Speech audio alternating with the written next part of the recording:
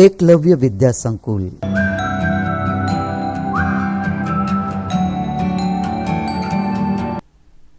આજે આપણે ધોરણ 6ના સામાજિક વિજ્ઞાનનો જે નવો કોર્સ આવ્યો છે એમનો 9મો પાઠ તો ઓળખે છે વિષુવવૃત્તિ. ત્રીજો પ્રશ્ન, 23.5 અંશ ઉત્તર અક્ષાંશ અને 66.5 ઉત્તર અક્ષાંશ વચ્ચે કયું કટિબંધ આવેલ છે? તો એ છે સમશીતોષ્ણ કટિબંધ. ચોથો પ્રશ્ન, પૃથ્વી પોતાની ધરી પર કેટલા અંશનો ખૂણો બનાવે છે? તો એ બનાવે છે 66.5 અંશનો. પ્રશ્ન પાંચમો, સૂર્યનો ક્રાંતિવૃત્ત વિષુવવૃત્તને વર્ષમાં કેટલી વાર છેદે છે? તો એ છે 2 વાર. પ્રશ્ન છઠ્ઠો, કોના અંતરાયથી પૃથ્વી પર સૂર્યગ્રહણ જોવા મળે છે? તો એ છે સૂર્યના અંતરાયથી પૃથ્વી પર સૂર્યગ્રહણ જોવા મળે છે. પ્રશ્ન સાતમો છે, સૂર્યનું ગુરુત્વાકર્ષણ બળ પૃથ્વી કરતાં કેટલું ગણું વધારે છે? તો એ છે 28 ગણું પૃથ્વી કરતાં વધારે છે. પ્રશ્ન આઠમો, સૂર્યના પ્રકાશને ધરતી પર પહોંચતા કેટલો સમય લાગે છે? તો 8.25 મિનિટનો. પ્રશ્ન 9, સૂર્યનું મુખ્ય આવરણ કયા વાયુનું બનેલ છે? તો એ છે હાઇડ્રોજન વાયુનું. પ્રશ્ન 10, સૌર પરિવારમાં કુલ કેટલા ગ્રહ છે? તેમાં છે કુલ 8 ગ્રહ. પ્રશ્ન 11, સૌર પરિવારનો સૌથી ચમકતો ગ્રહ કયો છે? તો એ છે શુક્ર ગ્રહ. પ્રશ્ન 12, પૃથ્વી અને ગુરુની વચ્ચે કયો ગ્રહ આવેલો છે? પૃથ્વીના ગુરુની વચ્ચે મંગળ ગ્રહ આવેલ છે. પ્રશ્ન 13, સૌરમંડળમાં કયો ગ્રહ સૌથી મોટો છે? તો છે ગુરુ ગ્રહ.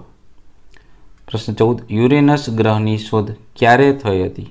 તો યુરેનસ ગ્રહની શોધ ઈસવીસન 1781માં થઈ ગઈ હતી. પ્રશ્ન 15, સૂર્યમંડળના કયા ગ્રહ પર દિવસ રાત અને ઋતુઓ જેવી ઘટનાઓ જોવા મળે છે? તો છે પૃથ્વી પર. પ્રશ્ન 16, નક્ષત્રોની કુલ સંખ્યા કેટલી છે? તો છે 27. પ્રશ્ન 17, ધ્રુવનો તારો કઈ દિશામાં જોવા મળે છે? તો છે ઉત્તર દિશામાં. પ્રશ્ન 18, કુલ અક્ષાંશ વૃત્તની સંખ્યા કેટલી છે? તો છે 181. પ્રશ્ન 19, કુલ રેખાંશ વૃત્તની સંખ્યા કેટલી છે? તો છે 360. પ્રશ્ન 20, નીચે પૈકી કયો સ્વયં પ્રકાશિત છે? તો છે સૂર્ય જ ખાલી પોતે પ્રકાશનું ઉત્સર્જન કરે છે. પ્રશ્ન 21, ચંદ્રને કોના તરફથી પ્રકાશ મળે છે? તો છે સૂર્ય તરફથી. પ્રશ્ન 22 ડિસેમ્બરથી સૂર્યના સીધા કિરણો કોના તરફ પડવાના શરૂ થાય છે? તો છે વિષુવવૃત્ત તરફ. પ્રશ્ન 23, લીપ વર્ષ દર કેટલા વર્ષે આવે છે? તો દર 4 વર્ષે આવે છે. પ્રશ્ન બીજો, યોગ્ય શબ્દો કે અંકો વડે નીચેના વિધાનોની ખાલી જગ્યા પૂરો.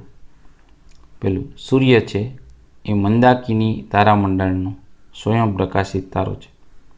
બીજું, સૂર્ય પૃથ્વી પરના જીવનનો દાતા ગણાય છે. ત્રીજું, પૃથ્વી સૂર્યથી 15 કરોડ કિમી દૂર છે. ચોથું, બુધ સૂર્યનો ઘણો નજીકનો ગ્રહ છે.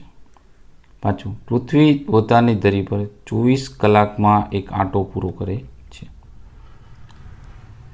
છઠ્ઠું, પૃથ્વી સૂર્યની આસપાસ લગભગ 365 દિવસમાં એક આંટો પૂરો કરે છે.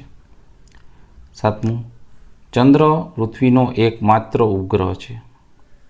આઠમી ખાલી જગ્યાએ ચંદ્રને સૂર્ય પ્રકાશિત કરે છે. નવમું, શનિ ગ્રહ નીલા એટલે કે લીલા રંગના તેજસ્વી વલયોથી સુંદર લાગે છે. 10મું, યુરેનસ ગ્રહની શોધ વિલિયમ હર્શલ નામના ખગોળશાસ્ત્રીએ કરી હતી. 11મું, મહારાષ્ટ્રનું કોઈના સરોવર ઉલ્કા પડવાથી જ બનેલું છે. 12મું, ધ્રુવનો તારો સપ્તર્ષિ તારાના ઝુમકાની મદદથી શોધી શકાય છે. 13મી ખાલી જગ્યા, પૃથ્વીના ગોળા ઉપર દોરેલી આડી કાલ્પનિક રેખાઓ એ અક્ષાંશ વૃત્તો કહેવાય છે અને પૃથ્વીના ગોળા પર ઊભી દોરેલી કાલ્પનિક રેખાઓ એ રેખાંશ વૃત્તો કહેવાય છે. 15મી ખાલી જગ્યા વિષુવવૃત્ત પૃથ્વીના 2 સરખા ભાગ કરે છે. 16મું ગ્લોબલ પોઝિશનિંગ સિસ્ટમ દ્વારા અક્ષાંશ રેખાંશ ખૂબ સહેલાઈથી જાણી શકાય છે. ગ્લોબલ પોઝિશનિંગ એટલે જીપીએસ સિસ્ટમ જે આપણે કહીએ.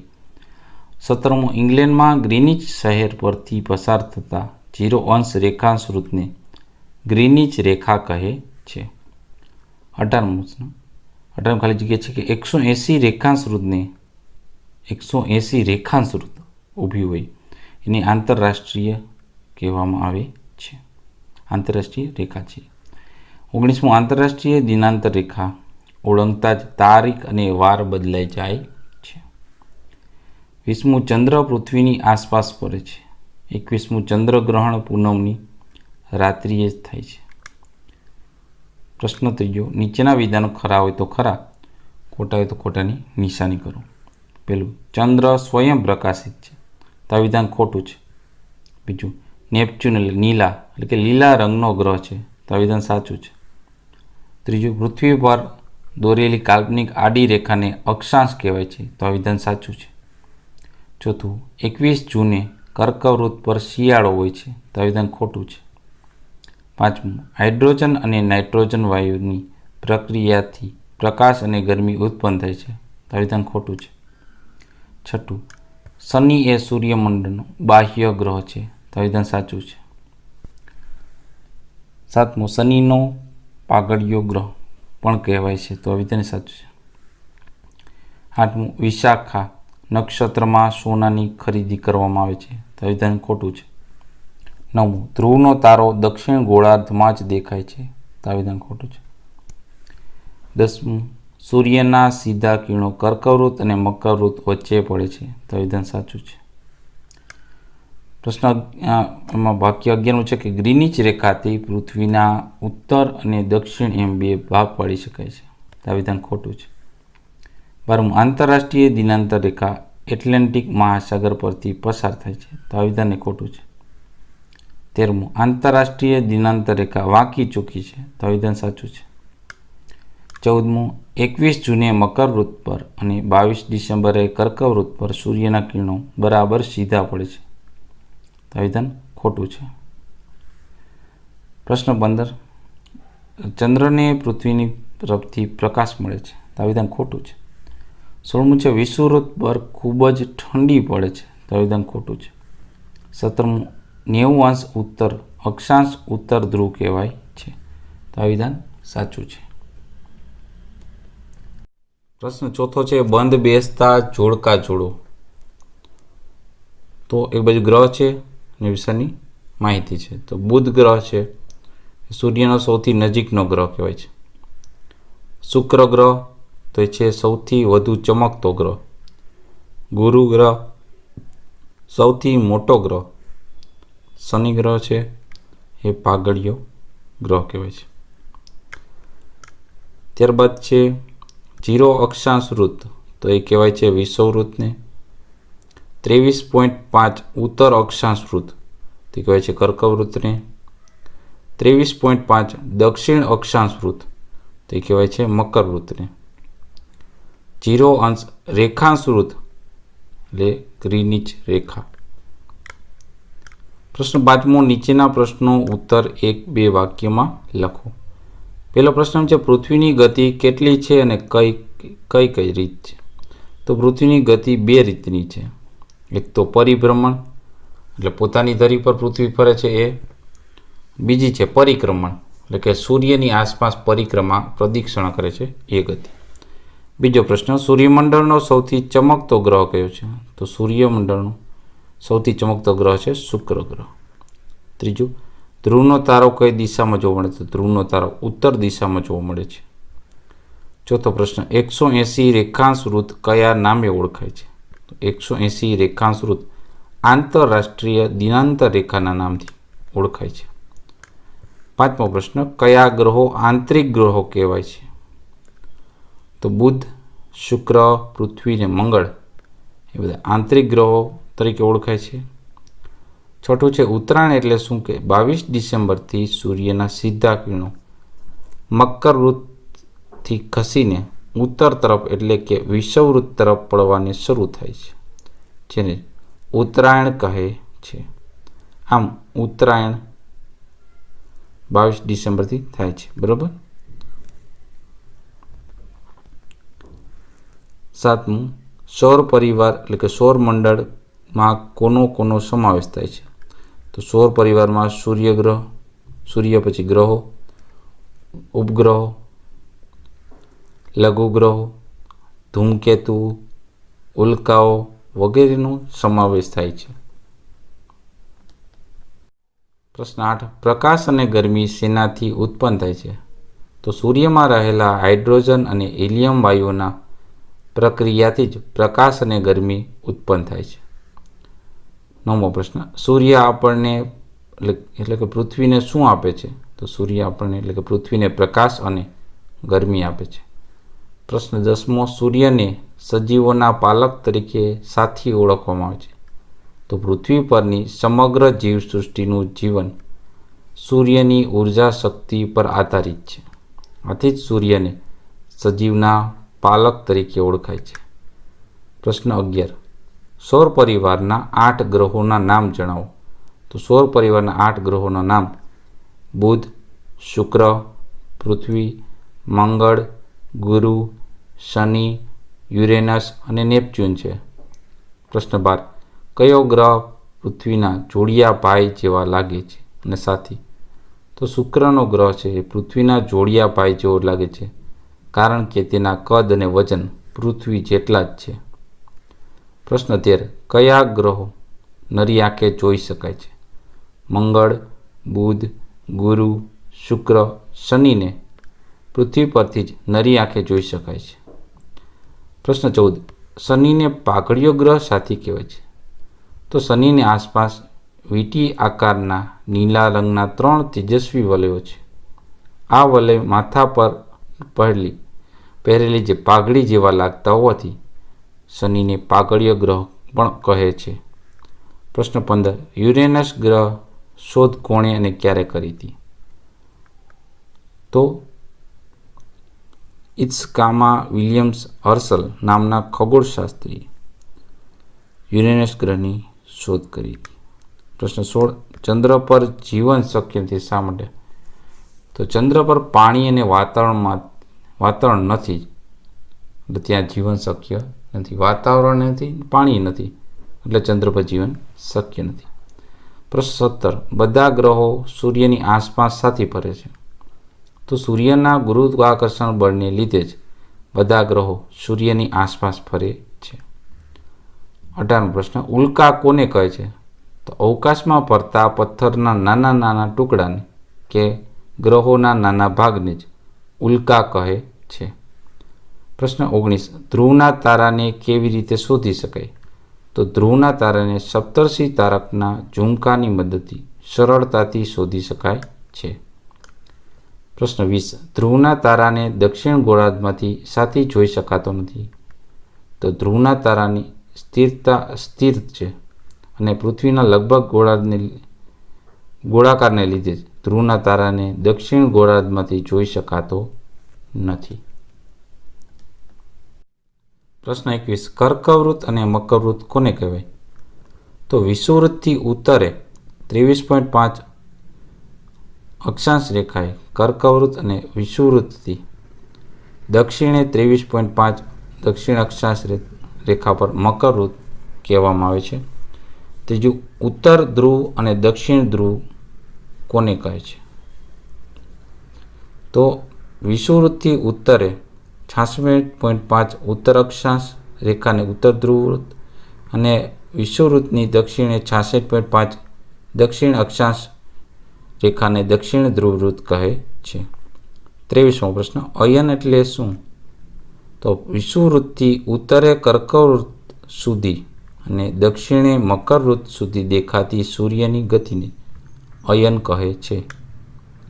પ્રશ્ન 24, પૃથ્વીની દૈનિક ગતિ કોને કહે છે?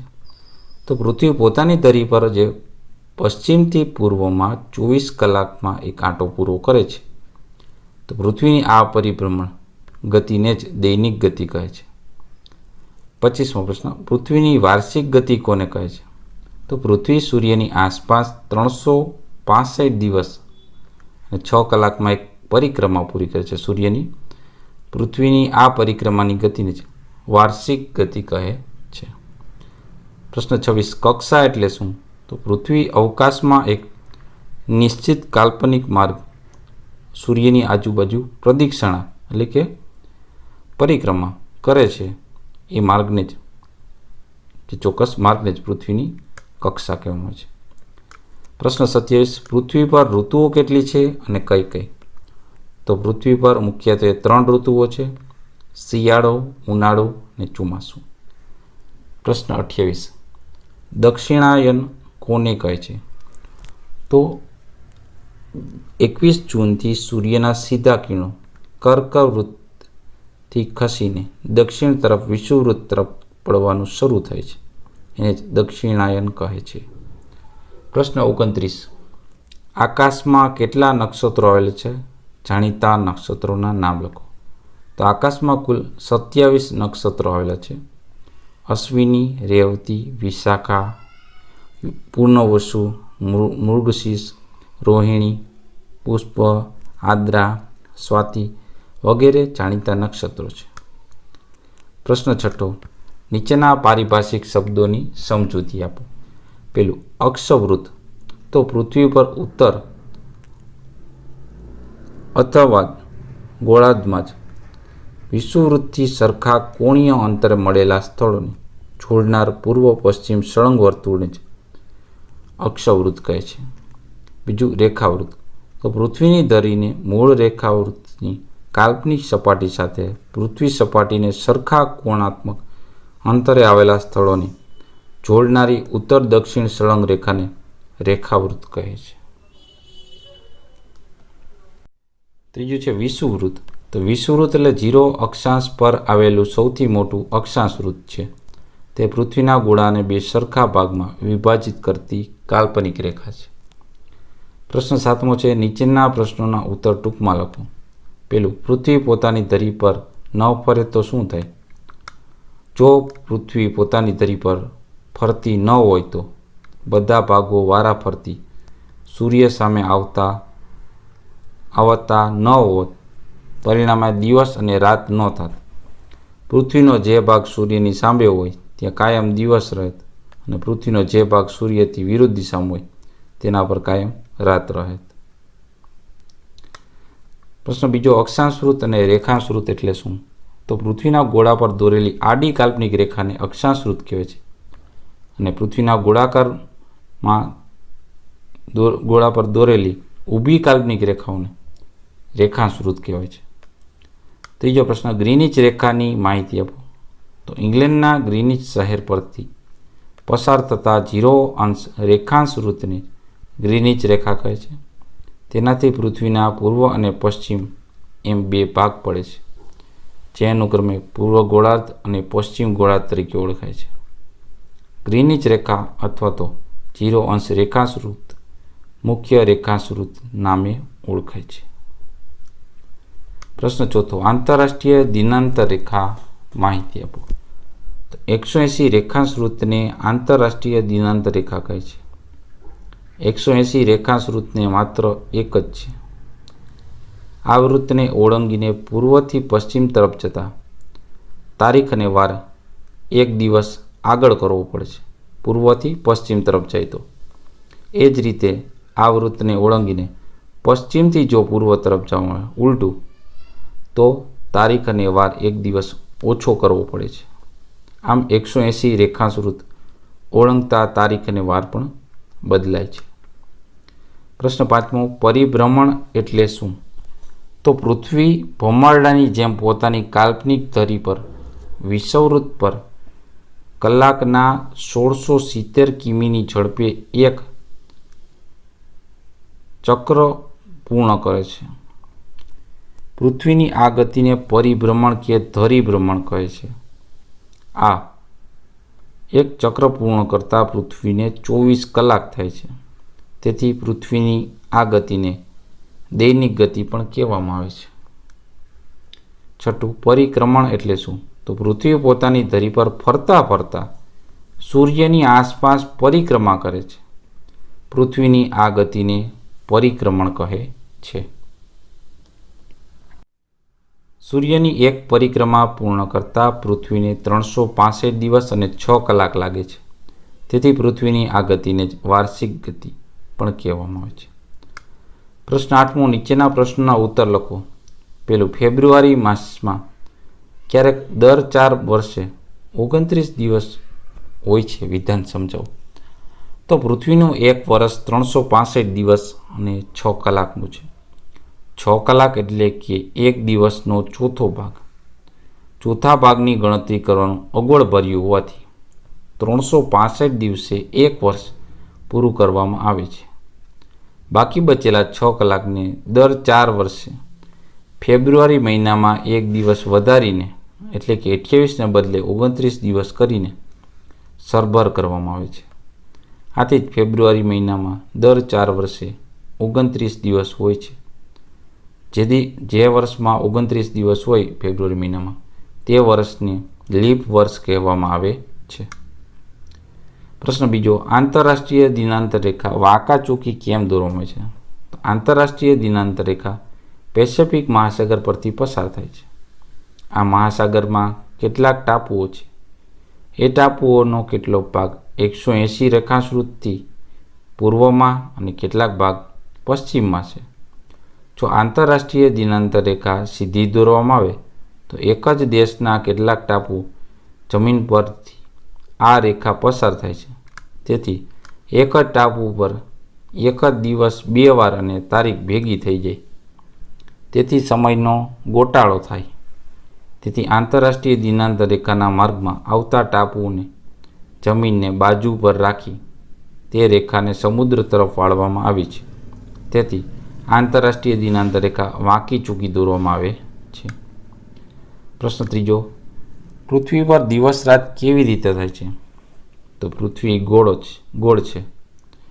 તેથી તેના અડધા ભાગ પર જ સૂર્યપ્રકાશ પડે છે. બીજો અડધો ભાગ સૂર્યને વિરુદ્ધ દિશામાં રહે છે. જે ભાગ પર સૂર્યપ્રકાશ પડતો હોય ત્યાં દિવસ અને જે ભાગ વિરુદ્ધ દિશામાં હોય ત્યાં રાત હોય છે. પૃથ્વી પોતાની ધરી પર ફરે છે. તેથી જુદા જુદા ભાગ વારા ફરતી સૂર્યની સામે આવે છે. પૃથ્વીને ભાગ સૂર્યપ્રકાશમાં હોય તે ધીમે ધીમે સૂર્યની વિરુદ્ધ દિશામાં જાય છે અને જે ભાગ વિરુદ્ધ દિશામાં જાય છે અને તે સૂર્યપ્રકાશને આવે છે. આ રીતે પૃથ્વી પર દિવસ રાત થતા જાય છે. પ્રશ્ન ચોથો, દિવસ રાત લાંબા ટૂંકા શાથી થાય છે? અથવા તો કોઈ ભૌગોલિક કારણ આપો કે દિવસ રાત લાંબા ટૂંકા થાય છે. તો પૃથ્વી પોતાની ધરીને 66.5 અંશને ખૂણે નમેલી રાખીને સૂર્યની આસપાસ ફરે છે. તેથી વર્ષ દરમિયાન ઉત્તર અને દક્ષિણ ગોળાર્ધ વારા ફરતી સૂર્યની સામે નમેલા રહે છે. જે ગોળાર્ધ સૂર્યની સામે નમેલો હોય તે વધુ સમય માટે સૂર્યપ્રકાશમાં રહે છે. ત્યાં દિવસ લાંબો, રાત ટૂંકી હોય છે. એનાથી ઉલટું, જ્યાં સૂર્યના કિરણો ત્રાંસા પડે છે ત્યાં દિવસ ટૂંકો અને રાત લાંબી હોય છે. આમ પૃથ્વીને પોતાના ધરીને એક દિશામાં નમેલી રાખી સૂર્યની આસપાસ ફરતી હોવાથી દિવસ રાત લાંબા ટૂંકા થાય છે. પ્રશ્ન 9મો છે, ટૂંક નોંધ લખો. સૂર્યગ્રહણ. તો સૂર્યગ્રહણમાં શું થશે? તો સૂર્યગ્રહણમાં પૃથ્વી અને સૂર્યની વચ્ચે ચંદ્ર આવશે. સૂર્યનો પ્રકાશ ચંદ્ર પર અહીંયા રોકાઈ જશે અને એટલો ચંદ્રનો પડછાયો પૃથ્વી પર આવશે. એટલે આટલા જે વિભાગ હશે પૃથ્વીનો એ ભાગ ઉપર સૂર્ય દેખાતો બંધ થઈ જશે. એટલે એને સૂર્યગ્રહણ કહેવાય. હવે ચંદ્ર છે પૃથ્વીનો ઉપગ્રહ છે. તે પૃથ્વીની આસપાસ ફરે છે. હવે સૂર્યની આસપાસ પૃથ્વી પડે પણ પૃથ્વીની આસપાસ પાછો ચંદ્ર ફરે છે. વળી તે પૃથ્વીને ખૂબ નજીકે છે. ક્યારેક તે ફરતી વખતે સૂર્ય અને પૃથ્વીની વચ્ચે આવી જાય છે. તે સમયે ચંદ્રના અવરોધથી સૂર્ય દેખાતો બંધ થાય છે. આ ઘટનાને સૂર્યગ્રહણ કહેવામાં આવે છે. ચંદ્ર સૂર્ય કરતાં નાનો હોવાથી તે સૂર્યને સંપૂર્ણ ઢાંકી શકતો નથી. પરિણામે આખી દુનિયામાં સૂર્યગ્રહણ એક સાથે જોઈ શકાતું નથી. બીજું છે ચંદ્રગ્રહણ. ચંદ્રગ્રહણમાં શું થાય છે કે સૂર્ય અને ચંદ્રની વચ્ચે પૃથ્વી આવી જાય છે. ચંદ્ર પૃથ્વીનો ઉપગ્રહ છે તે પૃથ્વીની આસપાસ ફરે છે, વળી તે પૃથ્વીની ખૂબ નજીક છે. ક્યારેક ફરતી વખતે સૂર્ય અને ચંદ્રની વચ્ચે પૃથ્વી આવી જાય છે, ત્યારે પૃથ્વીના એટલા ભાગના પડછાયો ચંદ્ર પર પડે છે, તેથી ચંદ્રનો એ ભાગ આપણને દેખાતો નથી, જેને આપણે ચંદ્રગ્રહણ કહીએ છીએ.